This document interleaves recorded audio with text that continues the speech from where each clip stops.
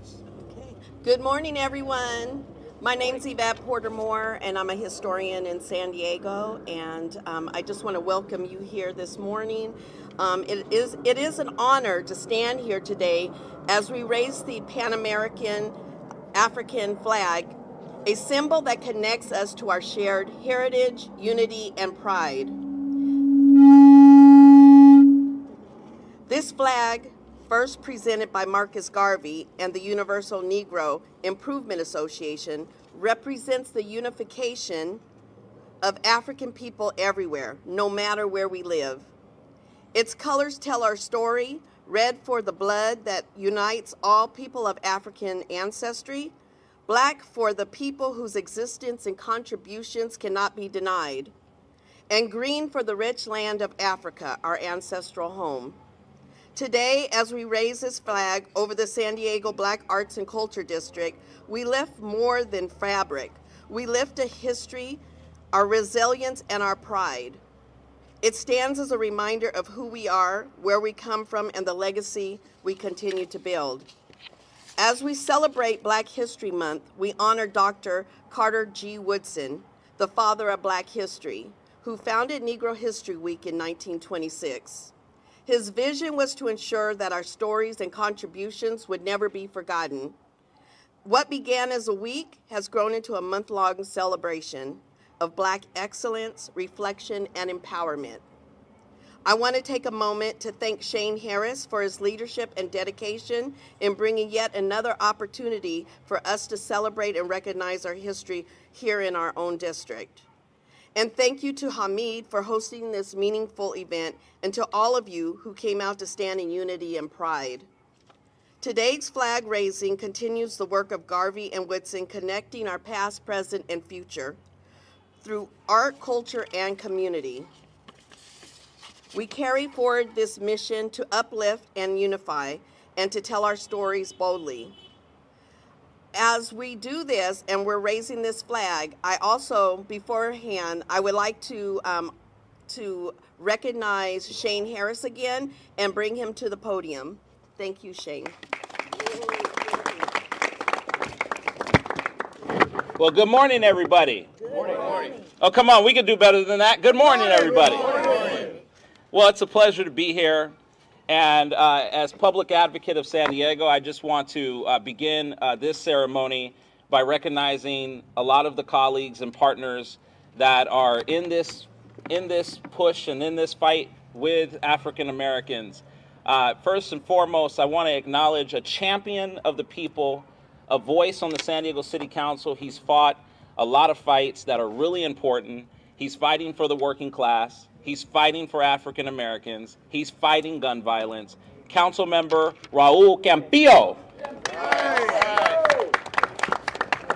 I also want to acknowledge our board president of the San Diego Unified School District, who is really mounting up an extraordinary campaign to become the next state superintendent of public instruction. Let us give it up for Richard Barrera. I also want to acknowledge Gerardo from Councilwoman Vivian Moreno's office. Gerardo, where are you, Gerardo? Gerardo. And I also want to acknowledge the San Diego County Tax Assessor, Recorder, and Clerk's office. I believe Andrew is here from your office. Thank you for being here. So thank you all for being here today. Most importantly, we have the Queen Mother, Kathleen Harmon, here with us at 95 years old. So I want to just give a big hand and graciousness to the president of the National Black Contractors Association, who has time and time again opened up this space for the community, for the people of the city, no matter what background and perspective that they come from. Let us give it up for Abdul Rahim Hamid, the president of the National Black Contractors Association. So thank you all for being here. Community leaders, elders, organizers, artists, labor leaders, faith leaders, elected officials, and most importantly, the community that gives life to this district. Today we are here in our city's Black Arts and Culture District. And it is no coincidence that we have the office that championed these efforts, and now under the leadership of Henry Foster, our 4th District Councilman, who could not be here in person, but wanted to send his Chief of Staff. Let us give a big hand to, you already know his name. Where's he at? Daniel Horton, who is here from Councilmember Foster's office. So, and Councilmember Campillo voted to establish this district as well. And so today is not just another ceremony. Today is not just a flag raising. Today is history. For the first time ever in the city of San Diego's history, the World African Unity flag. And I want to thank Brother Mario Lewis, who called me 2 days ago to make sure that we got this right, because Marcus Garvey did found the flag. He did launch the flag, but this flag is the World African Unity flag. Thank you, Brother Mario Lewis. Where's he at? Yeah. So the red, the black, the green will rise today, starting our city's Black History Month. The starting point of our city's designated Black Arts and Culture District alongside the American flag and the California flag. That matters, because symbols do matter. Visibility does matter. And recognition, especially when it's been delayed, matters. This flag, to my left, was introduced in 1920 by Marcus Garvey at a time when Black people were denied dignity, denied opportunity, and denied belonging. And yet, even then, our ancestors declared something powerful.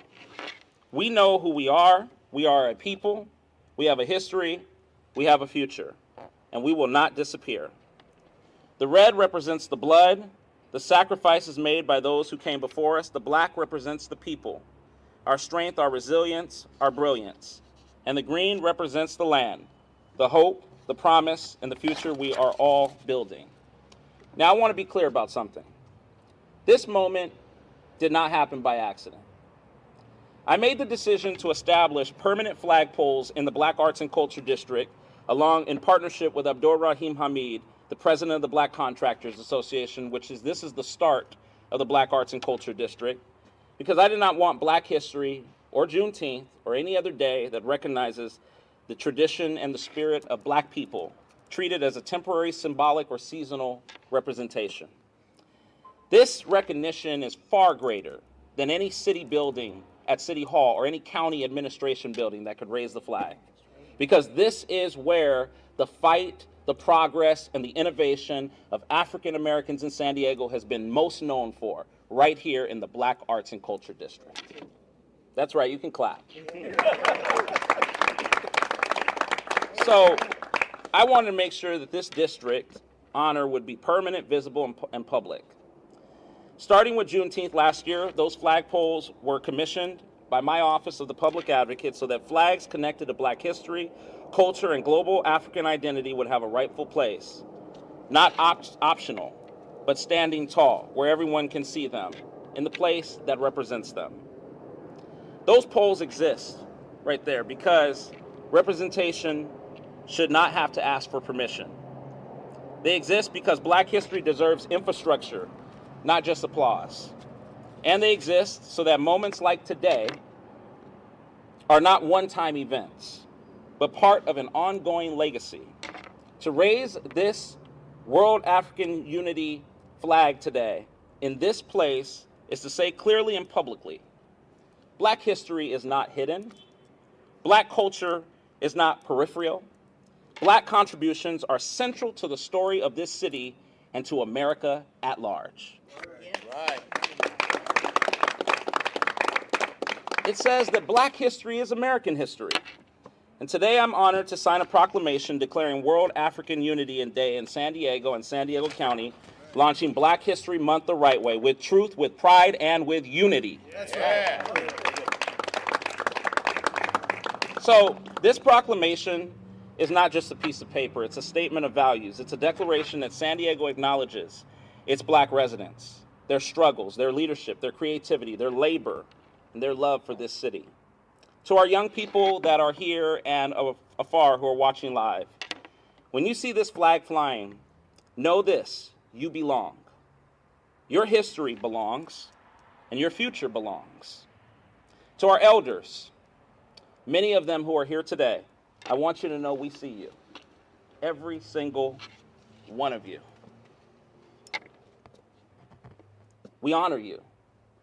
We thank you, Mother Harmon, Abdur Rahim Hamid, so many others, because you've carried us to this moment. To everyone gathered here from across neighborhoods, cultures, and backgrounds, let this be a reminder that unity does not erase difference. Unity honors it. As this flag rises today, let it rise as a commitment to equity, a commitment to truth, a commitment to making sure that the story of San Diego includes all the people who built it. Thank you for being a part of this historic first. Thank you for standing in this moment, especially in times like these, where Black history and the true history of America's fabric is being questioned at the federal level. Amen. That's right. We will not stand idly by as Black, Latino, Afro-Latino, and deep cultural history of the people who built this country is tried to be swept aside. We will stand up to the truth. We will have logical, reasonable, and rational conversations. And we will continue to push progress forward for those who have built our country. Thank you all for being a part of this, another historic first. Gaidi Finney, with one of the founding members of the Black Arts and Culture District, is right there. That's right. We honor you, our elders, those who helped to build this community. I grew up here, and it's always a pleasure to come back here to Southeast San Diego because I love this community. I love the people in this community. And as a Morris Tiger, who always beat the Lincoln Hornets. Sorry. I will always pride myself on the beauty of the Black Arts and Culture District because it does not divide us, it brings us together. The street between Morris and Lincoln, Imperial Avenue. So with that being said, happy Black History Month, everyone. May this flag always remind us of who we are, where we've been, and where we're going. Thank you all for being here. And with that being said, let us welcome the council member and the champion and a partner and someone who voted to establish this great Black Arts and Culture District, my friend, Councilmember Raul Campillo. Thank you, Shane. Good morning, everyone. Good morning. Happy Black History Month. Every day of the year. That's right. You know, Shane, you said it in a way that's more powerful and more deep and more meaningful than I could ever say it about how important it is that we don't just recognize but celebrate and spread the progress that has come from Black culture in San Diego, arts, music, business, law, public safety, politics, everything in San Diego has been touched by the Black community in the most positive ways. We truly, truly owe it. As a member of the Latino community, I know that our future as a society is integrated. It is together. It is fighting the same mission, promoting the same values, and never letting people come between us. We have to stand together. I have to say the leaders behind me and the leaders next to me have done so much more than I could ever do with yes votes and no votes at the City Council.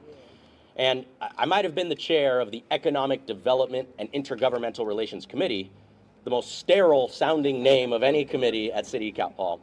But it's there that leaders like Monica Montgomery Stepp and Henry Foster brought forward this idea that originated in the community, and they were the leaders who put it on the docket. They said, let's put this forward, let's get this done, let's make it law, and now let's fund it.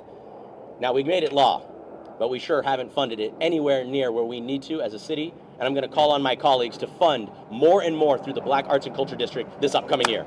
That's right. Thank you. It doesn't mean much if you don't put your money where your mouth is, am I right? That's right.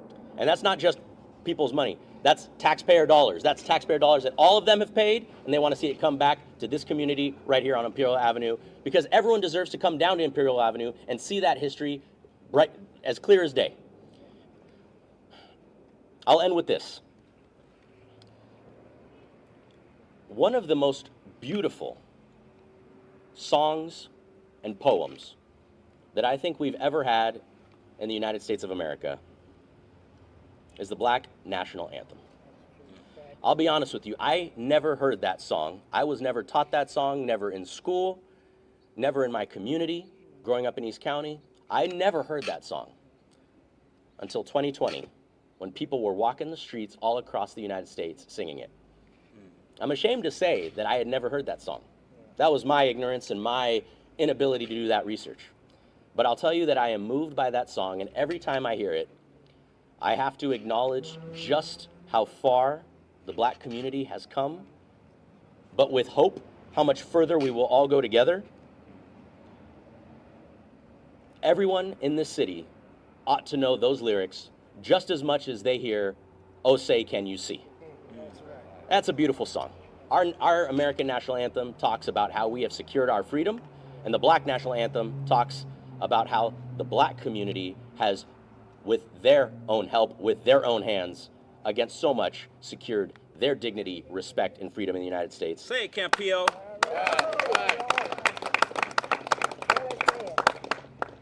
I'll just read the last part of the first stanza, because as a person of faith, a person who reads scripture, a person who knows that God exists and good people call on him, I won't say it in the tune because you don't want to hear that. Yeah, we do. Sing a song full of faith that the dark past has taught us. Sing a song full of the hope that the present has brought us. Facing the rising sun, and it's right there, of our new day begun. Let us march on till victory is won. When we raise this flag, that is another step towards that victory for peace and dignity, respect and freedom for every member of our community, and most especially the Black community. And in Black History Month, let's keep marching on till victory is won. Thank you, Shane. That's good. Councilmember Raul Campillo. We really did want to hear you sing the song, though, brother. Let us hear it from this time. Queen Mother, Kathleen Harmon, a champion for the people and who helped to get us here. Kathleen Harmon.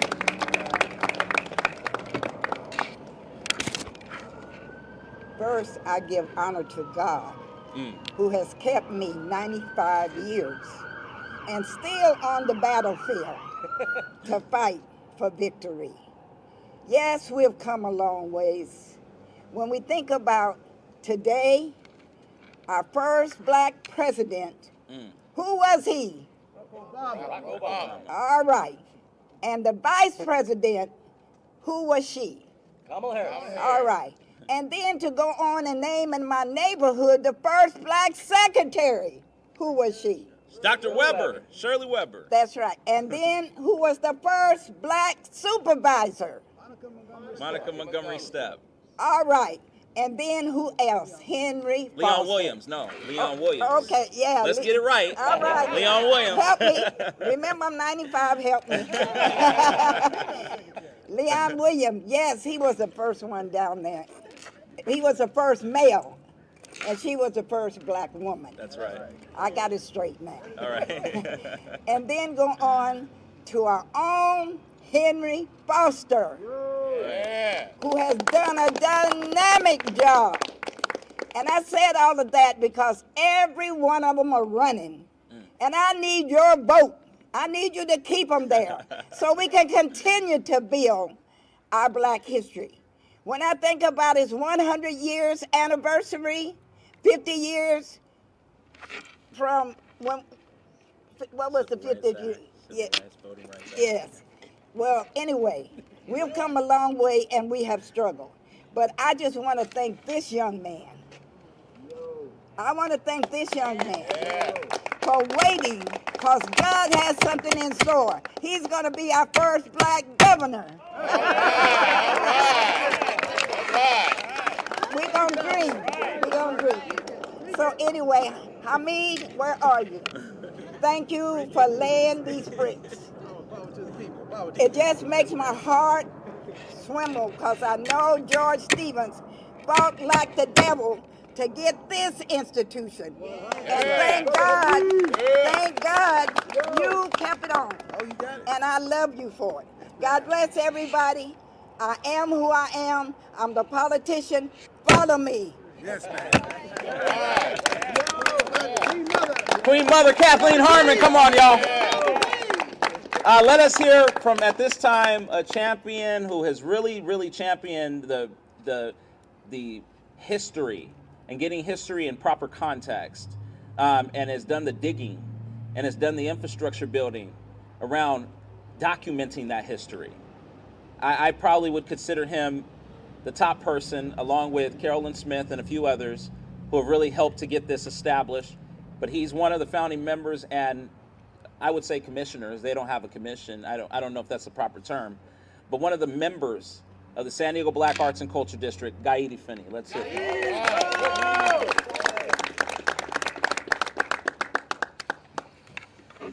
Hey everybody, how you doing? I am Gaidi Finney, and I'm the Executive Director of the San Diego African American Museum of Fine Art. And this is Black History Month. And Black history is not finished. It is standing, it is breathing, it is building right now. For too long, Black culture in San Diego was pushed to the margins, created everywhere but centered nowhere. We made art without permission. We built community without resources. We carried history without recognition. That era is over. Today, in Encanto, along Imperial Avenue, 9 blocks rise with purpose. The San Diego Black Arts and Culture District is not an idea, it is a statement. A place where Black art is not hidden, Black stories are not scattered, Black presence is undeniable. The district does not compete with Black institutions across the city, it unites them, it amplifies them. It gives them a shared home and a shared future. And the center of this work stands, at the center of this work stands the San Diego African American Museum of Fine Arts as its managing entity, and working with the San Diego Black Arts and Culture Committee is charged with just not remembering the past, but activating the present, turning culture into opportunity, turning history into power, turning community into momentum. Black History Month asks us to honor where we have been. Thank you. Thank you, Gaidi. Thank you, Gaidi, for being here. Let us hear from the founder of the National Black Contractors Association, the reason why we are all here today, and the beginning of where, let me be clear, the beginning of where the Black Arts and Culture District starts, right here at 61st and Imperial. The champion of Black workers, the champion of the construction workforce, you name it, Councilmember George Stevens, who we miss Councilmember Stevens, helped to get this established, committed the city's resources to put a grant forward to help the building and this great establishment that now fights for the Black workforce and specifically Black construction workers. Let us hear from the president of the National BCA, my good friend, longtime mentor, and someone who I've had the chance to just really build with and do great work with, Abdul Rahim Hamid. Thank you, Shane. First, giving honor and praise to the Most High as we commemorate an American history, not just Black history. We're talking about people that sold the soils of the Western Hemisphere to make this country the greatest country in the world. The Moors who collaborated with the Spaniards to build North and South America, who placed their footprints on every dome and every arch that you see throughout America. They call it the Moorish arch. They called it Spanish architecture, but it's Moorish architecture. I want to just say briefly, for the vision and the passion that the late, great George Stevens had for us to establish America's first and only Black apprenticeship program in the country. that levels the playing field for African Americans. And for us to see the vision to go beyond that to establish a first black union, black carpenters union, since 1800s. When there were 15 black carpenters unions in the South, we had to establish our own. So we are collaborating with the Latino Business Association, our Latino brothers, to level the playing field. We're going to stop the discrimination of brown on black. We've stopped the discrimination on white on black. And we're going to continue to have those honest conversations because we are a family of one. We have been here by the decree of the Creator and all the contributions that we have made. So the commemoration of Black History Month is not just about celebrating and raising a flag. It's about the blood and the sacrifice and the suffering because Martin, Mega, and Malcolm, the 3 M's, died so everyone could be free. So let's not let their death be in vain. Let us stand up and rise as a people. I salute Campillo, and we're supporting you in whatever endeavors you do. But we're going to have some real talk, brother, some real conversations, because it's about all of us. It's about not me, but it's about we. Thank you. Sounds like you like this guy for something in the future. I don't know what he's going to do, but, you know, that's right. We're going to get those parking fees down, get rid of them in Balboa Park. That's right.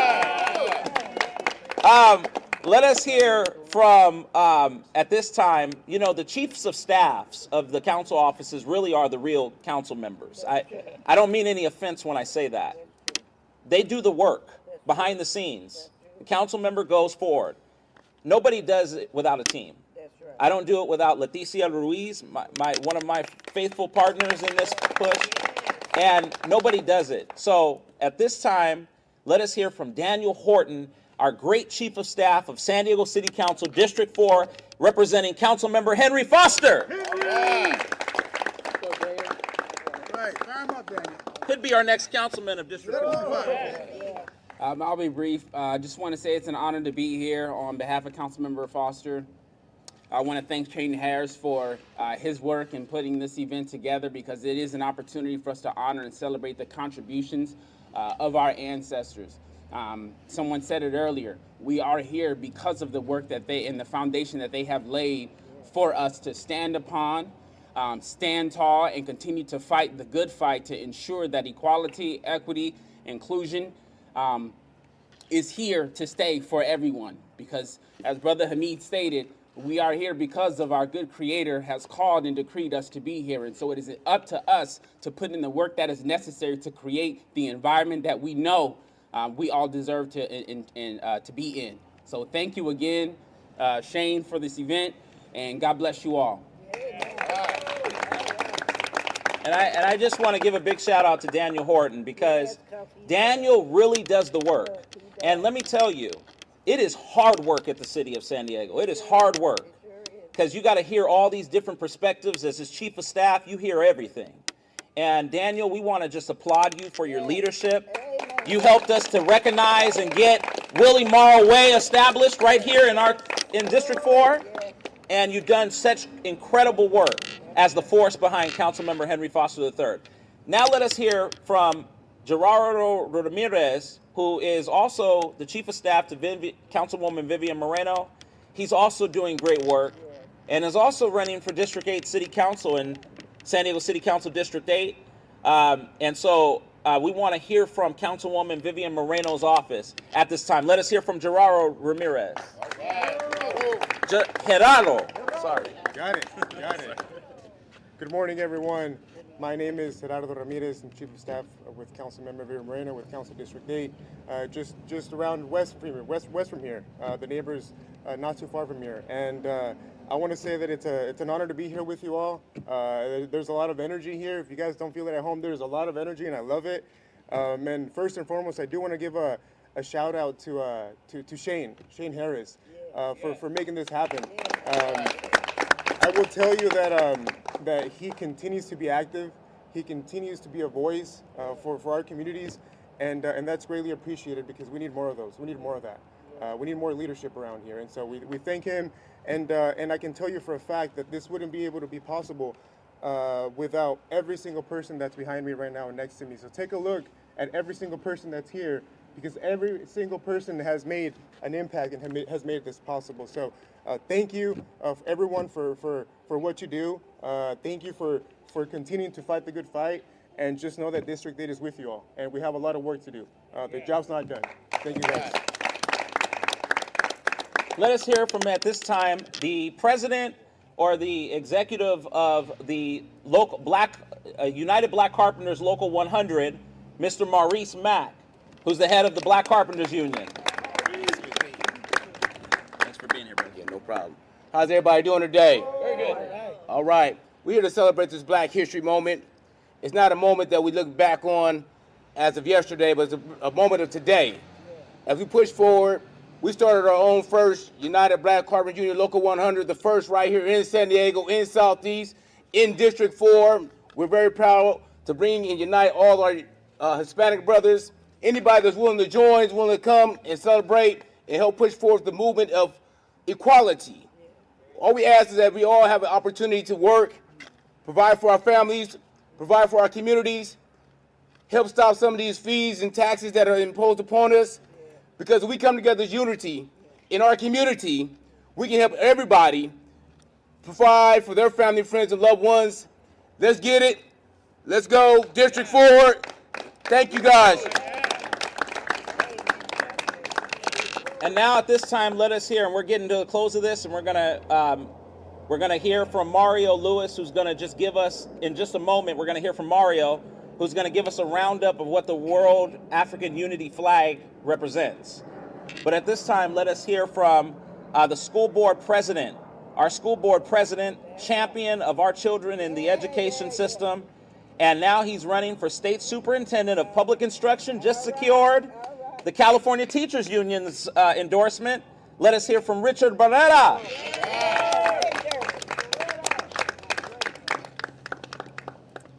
And he's got my endorsement. Oh, well, that's news. Thank you so much, Shane. Thank you, Hamid, for hosting us. I just want to say what I so appreciate about Shane is, as he's out taking on the world, he always thinks first about our young people. So Shane brought to our school district the opportunity to raise the Juneteenth flag several years ago. And that means we've got young people in our schools that are learning about Juneteenth, who otherwise might not have known about that history. And, you know, as Shane alluded to, we're in a world right now where we've got a president who sends threatening letters to our schools in California saying that if you keep teaching honest history about our communities, we're going to pull your funding. We're going to take your funding away from school meals. We're going to take your funding away from special education students because we don't like that you're teaching the real history in our schools. And that's not a surprise, right? No. It's not a surprise that if your aim in life is to protect the racist structures that protect your privilege, you would zone right in on not allowing young people to know their real history. And that's what they do. But here's where we come together as a community here in San Diego and we fight back, led by this effort by Shane, because what will happen now is we will have students at Morse and Lincoln and at schools throughout our district, Black students, Latino students, white students, Asian students, that are going to look at this flag and they're going to say, tell me about Marcus Garvey. Tell me about the World African Unity Council. That are going to read the words that Shane started us with, which is, we know who we are. We are a people. We have a history and we have a future. And when our young people start to learn about that history, they will become motivated to make this world a better place. And that is the most powerful pushback we can have on people who want to whitewash our history and get rid of it. And that's because of efforts like this. It means young people in our community are going to have the opportunity to make change and make our communities better than any of us can imagine as adults. So thank you, Shane. Thank you for what you're doing, and thank you for always looking out for our young people. Thank you. Let's give Richard Beretta a big hand. And you know, he's been there. Richard has been a long, steady partner. As a matter of fact, I believe it was 2021 I called Richard. He was the president of the school board at the time again. And I asked Richard, hey, can we raise the Juneteenth flag at the school district headquarters? And he thought, he actually did something that a lot of politicians don't do.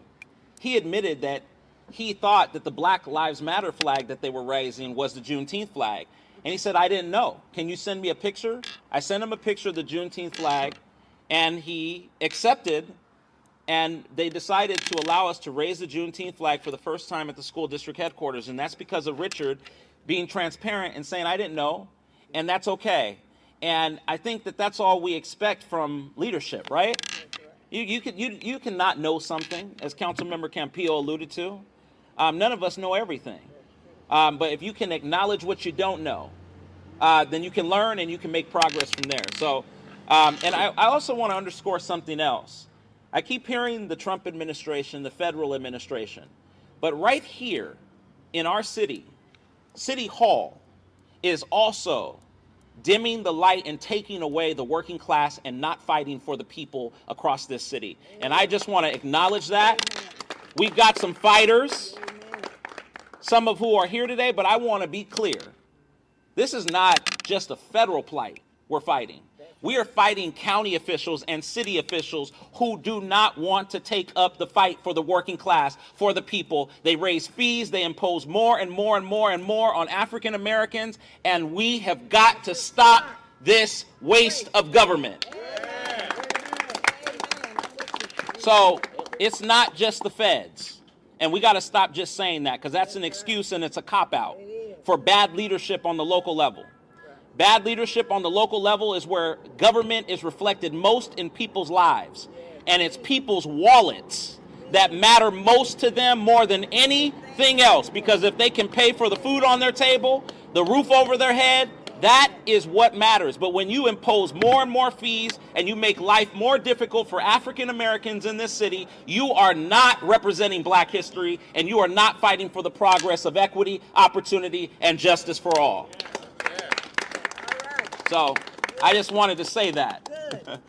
At this time, let us hear from Brother Raul Baraka, who's going to give us the context of the World African Unity flag. Let us hear from Brother Raul.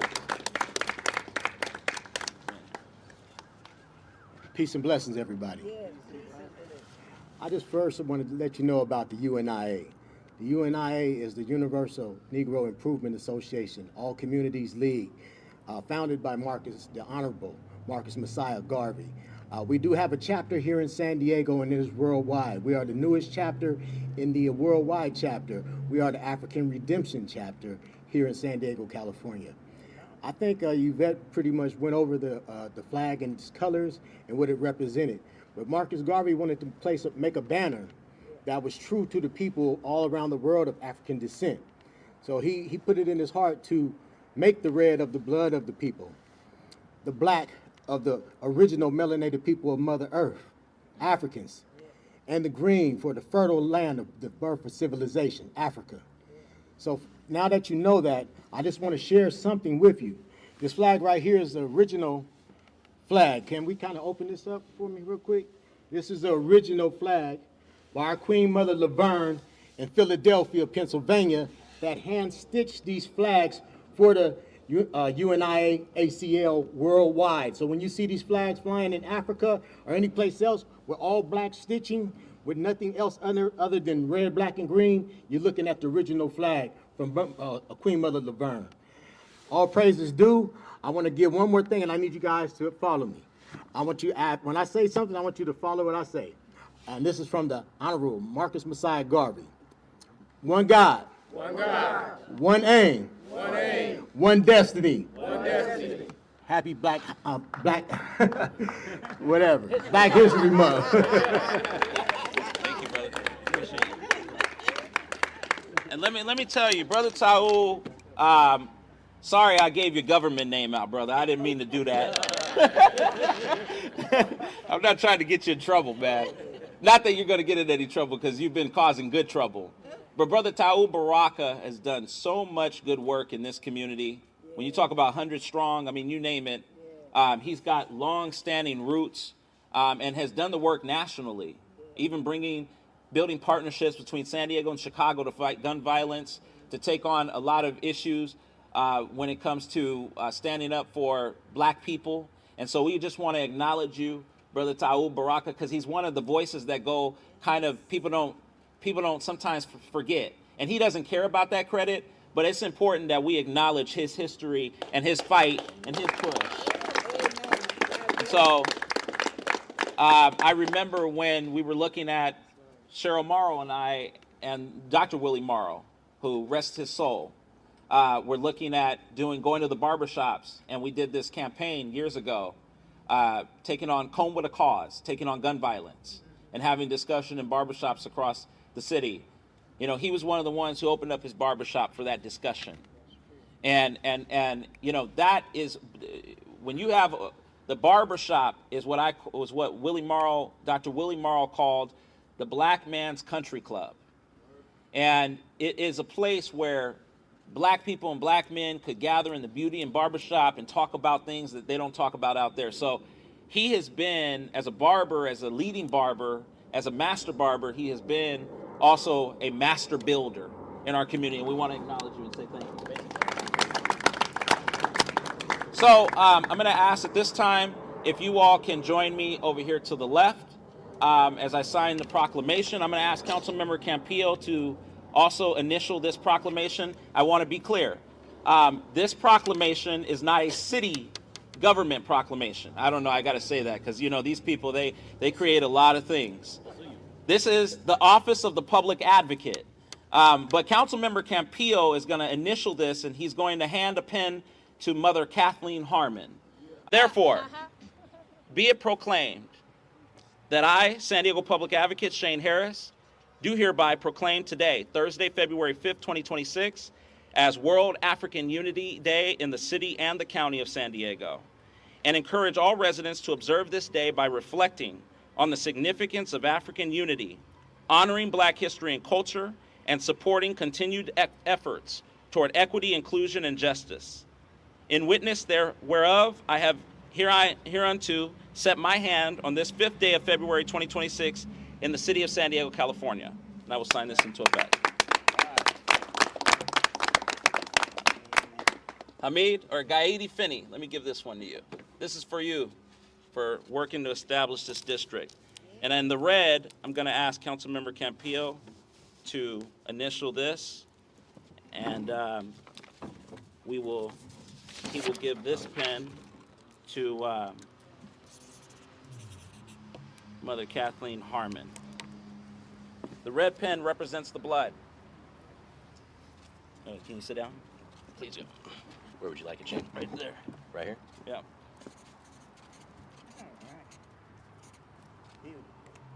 Here you go, Mother Harmon. Thank you. Thank you, my friend. Appreciate you.